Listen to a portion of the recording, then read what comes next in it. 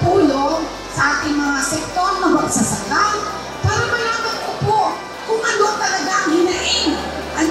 Hinaing at kailangan gawin ng inyong mayor para papasaya ko naman kayo. Noong dumating po ang Secretary ng Department of Agriculture, si Secretary Francisco Chu Laurel Jr., ay tinabihan ko noon ng tinabihan. At ako yung humingi na humingi.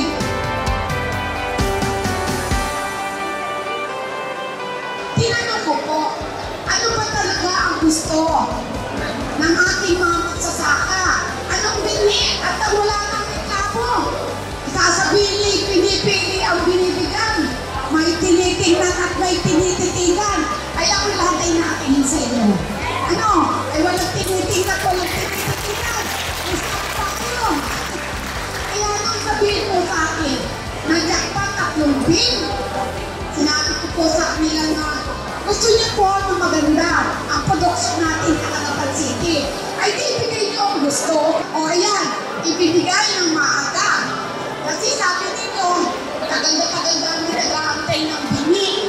Magtatalong na kami, wala pa. So tinanong ko po kayo, kailan ba kailangan ng bini? Ay bay, ang sabi ninyo Mayo. Ay ang maaga po, ang inyong bini na na-receive nyo. At hindi lang po yun. Ay bay, sinunod ko na agad ang abono. Abay, may bini, walang abono. Aba, ayan, hindi na pinapabono.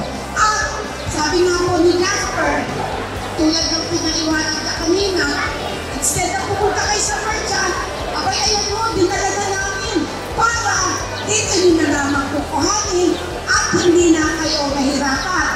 Kung tama ang ginagawa, ipagpatuloy ang tama.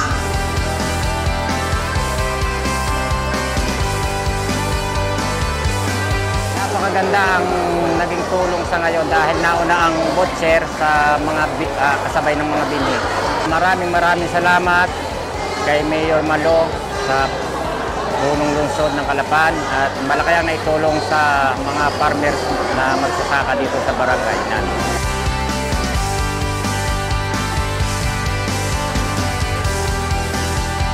Nagpapasalamat po kami na taga rito sa Calapan, taga rito sa Nobingdos dahil lagi yung suportahan ng mga farmers. Sa lahat ng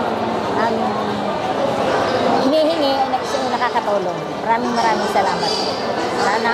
Sana po manatili at tayo magsama-sama.